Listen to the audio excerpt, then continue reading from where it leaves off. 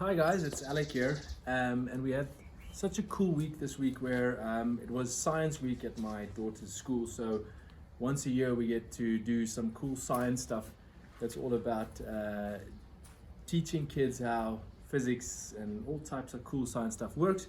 So I was searching through some of the experiments and the things they can do, and this was quite a cool one. This is Newton's law of inertia. So it really taught me a lot, and I really wanted to share that with you guys. Actually taught me a lot about economics and the way we can look at this and learn a lot from how our own products and our own money actually moves. Okay, so I'm going to show you the experiment first. So here we go. This is a glass bottle and a toilet doily. I think you call it doily, inside of a toilet roll. That's an egg raw, and this is just a plate. Okay, it's like a little plate. So firstly what we do is inertia shows us that something doesn't move just because it's attached to something. It doesn't move in the same way, similar to what we would move in a car. You're sitting in the car, but you're not the car, so you move differently. If the car accelerates forward, you push back into the chair. The same when you brake, you are actually propelled a little bit forward because of your momentum. So let's start with water. Fill up to there. Okay, so firstly the plate, place it on top. Okay, then your toilet doily at the top, right in the center of your bottle, with an egg at the top. Right. Now, what's important here is they are all linked. They are kind of like one unit, but they're not the same thing. They're not attached. They're not the same. Okay. So once we bump this, check what happens. And there we go. Okay. So it fell straight into this jar, but why? Okay. So when we bump this inertia, which is similar to a vehicle, this is your vehicle. And as it traveled off of the actual bottle, the egg didn't move in the same way. It stayed in one position, dropping it and actually just perfectly falling in the same position it was, dropping into the bottle. Very cool. It's very cool to see. You guys must try it at home. It's very simple. Just bump it. I know it feels weird, but it works. Okay, so I told you guys that this kind of taught me something about economics, about products and prices, etc. So quickly wanted to demonstrate that. So I'm going to throw this out again. Right. So for my next part of it, what I've got here is, I thought in life we sell products, right? So we sell stuff, but we attach prices to it. But just because the price, the value of that product is next to the product itself, it doesn't make it part of the product. It's still just a financial indication of the currency that you need to pay to get that actual item. So here I've got Disprin, and I've got Eno, and I've got artificial sweetener. Okay, so let's see this as products. Okay, so back in the day, what we did is, let's say this is sugar, all right, and let's say this Disprin is, let's make it something like meat. Okay, so back in the day, we did what we traded. So I wanted sugar, and this person wanted sugar, and this person wanted meat, and they would trade, and that would be cool. But as time went by, you can imagine the guy that wants shoes and he's got sugar. There was stages where trading was quite difficult because you didn't have exactly what the other person was offering, and you also didn't want what he was offering, so you couldn't give your goods for his goods, which ultimately was quite difficult. So what we then basically introduced was a monetary system, which is far more complicated than what I'm explaining it now, but it was a monetary system, basically what we know today as money. Okay, so seeing that water is life essential, I'm gonna say that this is a wallet of the person selling one good, and this is a wallet of another person. All right, so money was then introduced, and let's see money like water flows and it's valuable to everybody. Remember, you can only have a valuable monetary environment if it's valuable to everybody, because now if I want to buy shoes, I take my money and I know you're always going to have value out of that money, because you, again, if you can just pass it on to the next person that also finds it valuable, suddenly this is valuable to everybody, and that's why money is a good commodity to trade with. Right, so now I'm going to put some money in this person's wallet and money in this person's wallet. Okay, so we can see this person is slightly wealthier than this person when it comes to money. Okay, now we come and this person says, you know what, I want meat from you. And then what would he do? He would say, well, my meat is, this is a normal syringe, costs you 1 full syringe of water, which is now money. So he would take it out of his wallet, he would put it into his wallet, and ultimately he now gets the product. Okay, now I've selected Disprint specifically because it has what does Disprint do? It dissolves. So that's quite cool, which I think is very important for us in a product environment. What ultimately happens with products is the following.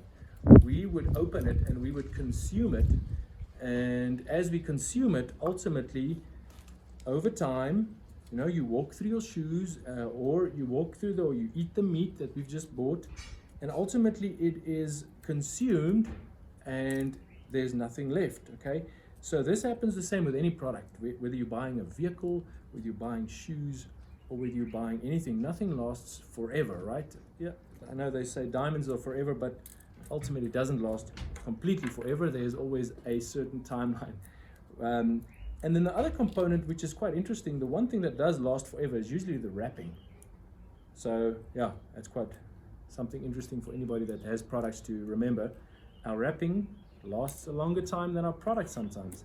Anyway, so what you now have is you've bought from this person, you've bought a product, and over time this product is now consumed, it's gone.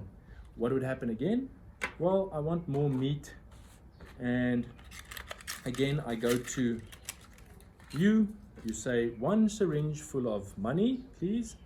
I would inject my money, and ultimately you would give me my meat, and so the cycle begins again. Okay, so it's consumed. Now, that's good an environment that we can enclose. Just remember now, what would ultimately happen if this person is only buying meat and he's not somehow pushing money back into his wallet will over time reduce, as you can imagine, and his will increase, leaving this person, well, left with nothing but sediment, all consumed product, and no money, and this person will have money. Okay, so it's important for this person again to be selling. Initially we said he had sugar, so he needs to sell his sugar and inject money again. Now what's important about the whole system, it's not about the money. It never started with the money. It's all about the products we have. That's ultimately what we are after. We have introduced a monetary system over here that assists us just to make sure that we can trade in an easier way. So money helps trading, right? Now if we are enclosing this environment and we say, well, we all trade in a sensible way, products we need, and we exchange funds, ultimately you'll have an environment that is quite a healthy ecosystem. Like for instance, the environment of let's call it a rainforest. You have water in there, it evaporates in a certain way, and ultimately, hopefully, it would rain down in that same environment in the form, of water that has now gone back into its liquid state, and it rains down in that ground, making it a good environment, and ultimately, plants can grow and stuff can now survive.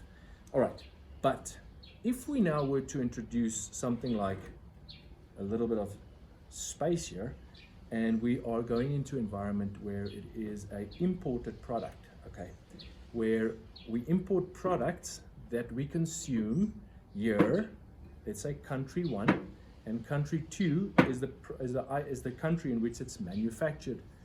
Then the same thing happens. Ultimately, A lot of times we do that because we assume that it is cheaper. Okay, so what we do is they say for us, for instance, well, you get, instead of one piece of meat, you get 2 pieces of meat for 1 syringe. And that's where a lot of times we say, well, that's worth it, that's much better for us. So now for the same money, I am getting 2, right? So it goes into that country's wallet. And what do we get? Well, we get double as much, and now it's nice. Now what sometimes happens, we either consume it ourselves, or it's traded, you know, for instance, it's traded to the customers of this customer, so he's making a bit of money on top of this. But ultimately what happens is it's consumed, it's gone, leaving us again with nothing but wrapping. So the cycle starts. Okay, now fast forward this whole environment, and you can imagine how much water over time is transferred from one wallet to the other, and ultimately leaving this country with nothing but sediment. And this country still has the money that's growing, and they have the ability to still produce or manufacture the goods that this country wants. Now, this country over time won't have the money to literally buy anymore. And that's where a real issue comes to light. Okay, so that's where your poorer environments ultimately become more poor just because they think, let's buy cheaper. It doesn't always help, and in the bigger picture, it really does create a big void or a massive depletion of funds, and ultimately you sit with nothing but sediment. So, you know, as I said, why Inertia specifically led me to see this was I kind of thought to myself, a lot of times we are so obsessed about the price of our product that we forget that we are actually trading products. We're so obsessed with how much it costs that we forget that that's only something that was introduced later. We ultimately are after the product. Secondly, to only buy a product because it's cheap and over time create a void and a drought in your own environment really is just kind of like it's almost like, you know, trying to create something positive about, you know, from poisoning something over time. It may be okay initially, but over time you're going to see the poisoning coming through, or you ultimately are just drying out the environment that you are sitting in yourself. So over time you're actually going to reduce the ability of all of your own consumers to buy from you again, sitting in a, you know, and you're going to be in a very poor environment. All right, so that was my little bit of a insight into Newton's law of inertia, which I think was awesome. And I think we can learn so much from the environment that has taught us that there is a way to be very sustainable in the way that we do things, and even the way we trade economically. Hope you guys have enjoyed that little experiment, that little science project. And yeah, if I have anything else and I have some insight, I'll gladly share. Thanks for joining in, guys. Cheers.